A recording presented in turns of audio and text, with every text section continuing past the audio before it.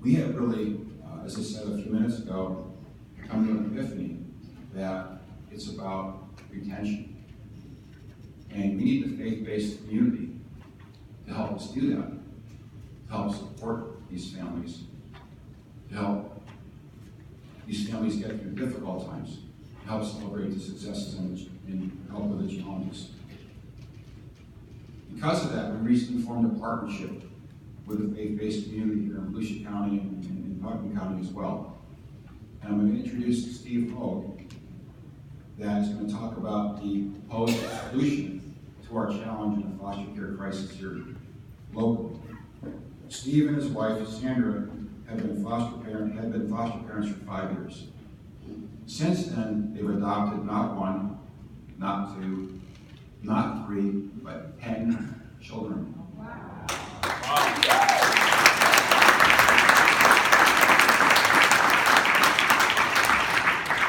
Steve and his wife not only can talk about the need, but they experience and live the need every single day. Steve?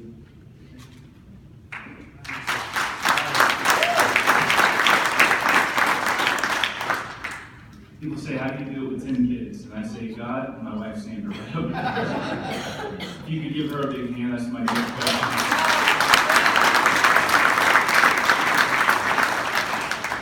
You were given a piece of paper that says, come here at the top. Just to give you a little bit of background as you pull that paper out.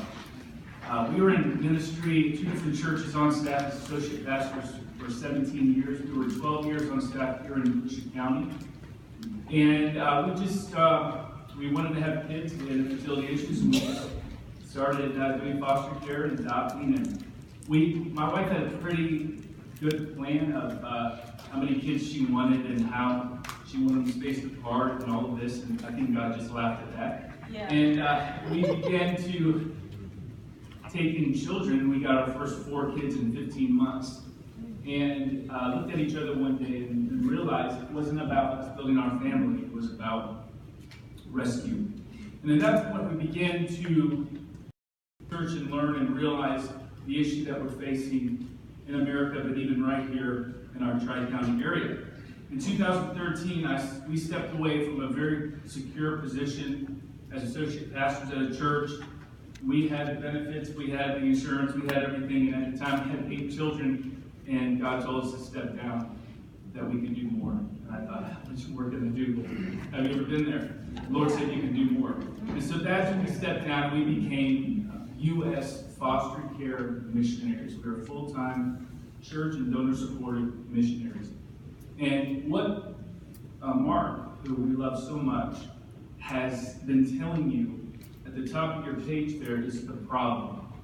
We basically have a problem. We have a problem, but there is a solution and there is a plan.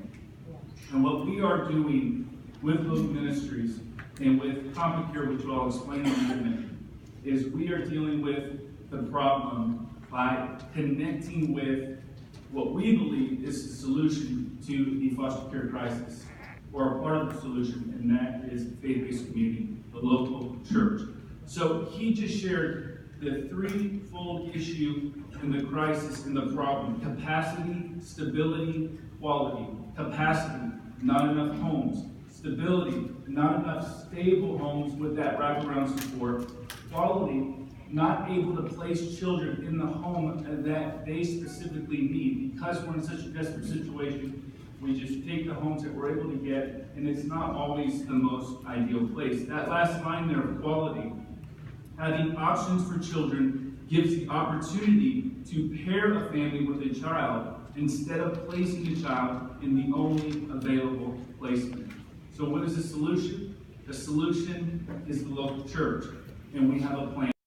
We have started training churches. We did our first training, we had 7 churches come out in the Volusia County area. 5 to 15. 5 to 15. That is recruiting, and this would be us training the local church. We don't recruit families in our ministry. We recruit churches. So we train churches to do the 5 to 15. Recruit and mobilize 5 foster families within your church. Recruit and equip 2 family advocates who will work directly with those families, getting them the services and the help they need. And recruit and equip 15 volunteers to wrap around those foster families. Retention is the issue. Without the support, the families will burn out. They need help. And they need that support. And those of you that read scripture, you'll notice when you read the story of Joshua fighting the Amalekites down in the valley, Moses was up on the mountain with his hands lifted, and when his hands were up, Joshua was winning. When his hands came down, he was losing. It was Aaron and Hur on either side of Joshua, or either side of Moses, that lifted up his hands. And you think holding somebody's hand up all day long, that's really not much of a role to play. It's Joshua down there in the battle. He's the one, with swords and fighting. That's the guy right there in the front lines. But if any of those four were not doing their job, the battle would have been lost. So we really advocate for, of course, the foster family on the front lines. But if it's not for the wraparound support, the people helping with meals and transportation, and you'll notice that little church picture right there, everybody coming together. See, not everybody does the same thing, but everybody in the church can do something. Everybody can do something. And what we encourage churches to do is when we come to a church and we speak and we ask, are there any foster families or anyone interested in doing foster care? They will raise their hand, and then I look at everybody else.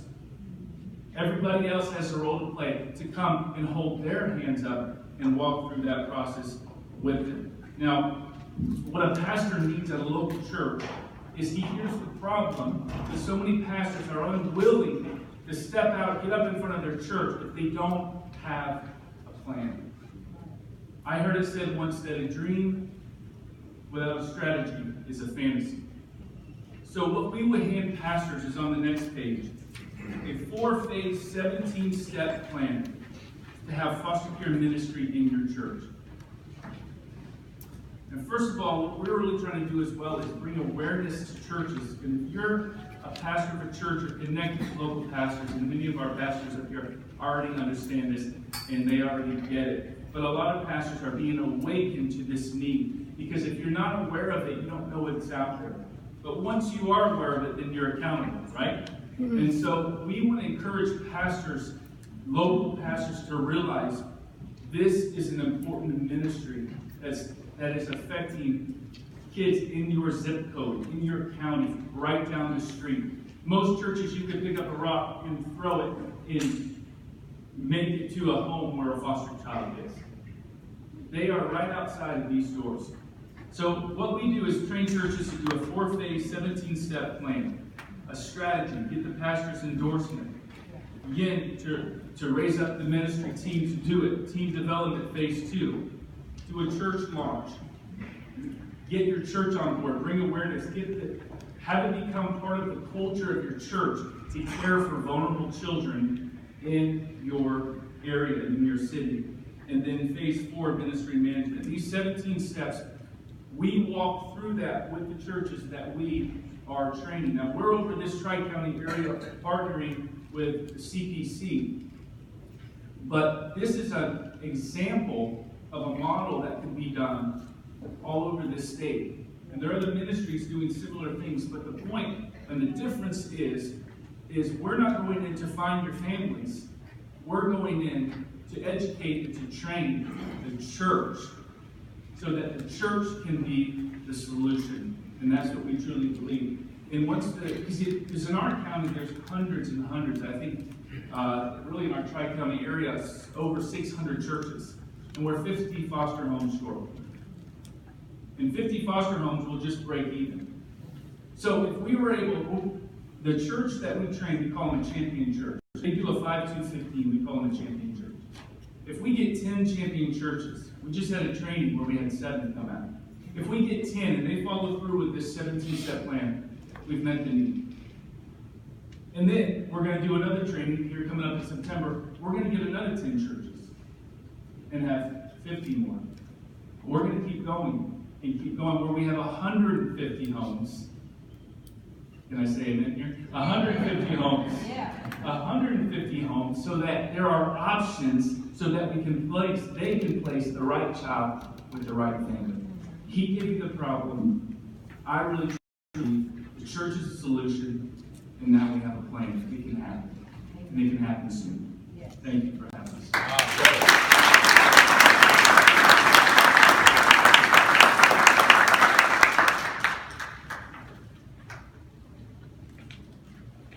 Thank you, Mr. Jones and Mr. Hogue, for all the great work you do to help your team, your partners, do for children and families in this area. We're going to ask the council members if you have any comments. I have a comment, and I also work for the Florida Department of Children and Families. And I want to say on behalf of Secretary Carroll, this is fantastic. Matter of fact, one of the things the Secretary has asked me to do is to go out and to build partnerships with our faith-based community. And that's exactly what I'm going to do. But I believe the Lord brought me here today to hear this presentation, because what brings to mind is 2 and 5. What Jesus did with the 2 fish and 5 loaves of bread. And he said, if you take one step, he will take many. And to whom much is given, much is required. So I just commend you on this faith-based effort, because I believe our churches, our men and women of faith around this community, they are a part of the solution. And I do want to speak to you to get your information to see how we can replicate the great work that you're doing around the state of Florida. Thank you again for your great work.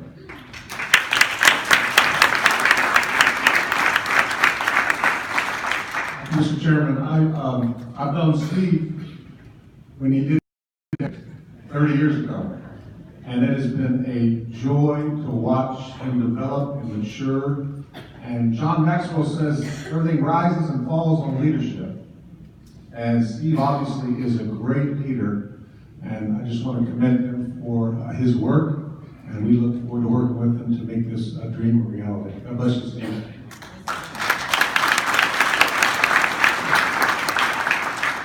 I want to thank you guys for making this presentation today, and this comprehensive step, like what Pat said, is something that can be replicated across the state. And I would recommend, whether it's Pat or you guys or someone else, but that ministries have like the Baptist head group in the state and the Methodist, and if we took this to those headquarters and help them to see this is something they should tell the pastors. I'm a pastor, and getting pastors involved sometimes is challenging, and it should not be that way. But this would be something that I think that if we could get the churches involved at the head, saying, and encouraging the pastors that are under those denominational leaders to say, this is something in your local level that you can be the answer. And that's what we're supposed to be. The church is supposed to be the answer. So thank you for putting something so easily reproducible. Thank you.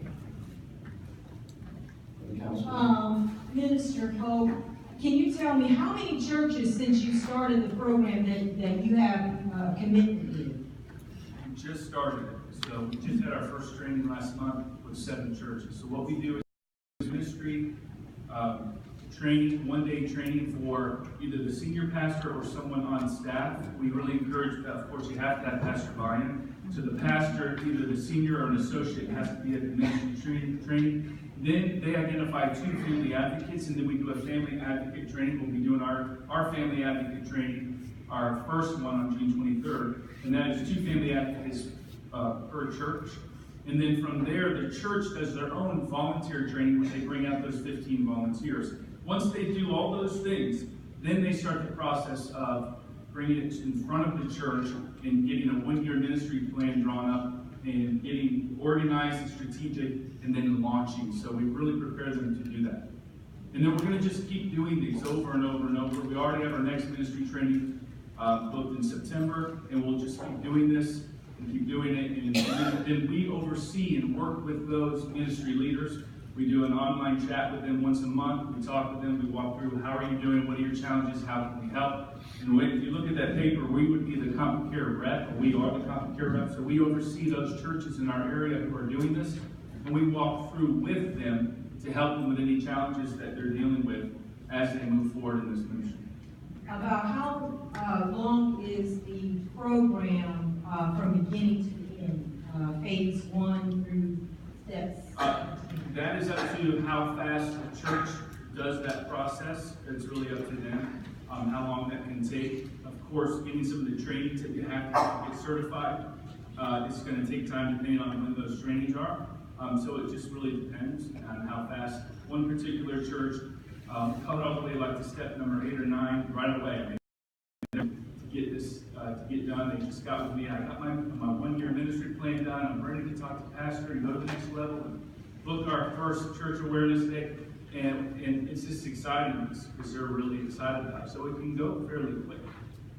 I definitely want to talk to Secretary Carroll about this opportunity. He has an annual child care dependency summit. I think it may be sometime in September, but this is a sort of workshop that we would be looking for someone like yourself to come and share your wisdom and your knowledge, and hopefully by then you will have some great successes under your belt. And I would also like to volunteer to come back for your next training program to see how that goes, because we definitely want to replicate this program. Thank you. One quick question. How are you utilizing your volunteers? Well, if you notice How that, will you be? yeah. Well, the 15 volunteers will wrap around. You see the foster family in the blue circle. The gray is those that do not have direct interaction with the child, so with food and projects and backpacks or shoes or diapers and wipes, those kinds of things. The purple, you do have to have a background check, fingerprinted. That's kind of direct interaction with the child. Tutors, mentors, drivers, sitters, helping the bio family. When it says friend there, when you take your children to church, especially if they have any kind of special needs or some issues, sometimes it's difficult. And the church can raise up what we call a church friend to sit with them in children's church or in the class that they're in and just be with them kind of a one-on-one and just help them while the parents are kind of going to what I call big church and kind of getting blessed and getting refreshed. There's a church friend to be there with them, as well as people that would just call the foster family to pray for them and to say, hey, how are you doing? The way this program works, they schedule babysitting every other week. It's set on the calendar. So you will get a date night with your husband or your wife every other week, done. Once a month, there will be respite scheduled. And what happens is we find that foster families, knowing the respite's coming, knowing it's on the calendar, knowing the date night's coming, gives them hope. And they keep going. And it encourages them that they have a church that wraps around them. Now, the volunteers will have these set things that they do. The number 1 and 2 needs of a foster family is babysitting and respite. Those are number 1 and 2. But you know what? For somebody to take, on Fridays we have a crazy amount of appointments that we have to take kids to. When I can't always make it, if somebody can drive my kids to physical therapy or speech therapy, it's a blessing to me. So people that can drive and help out in different ways. However, there's besides the 15, there's everybody else. So, we refer to James 1:27 as a foundational verse in the Bible, hearing from kids like this. How does a plumber fulfill James 1:27, or a landscaper, or maybe someone who's older, kind of retired, stays at home?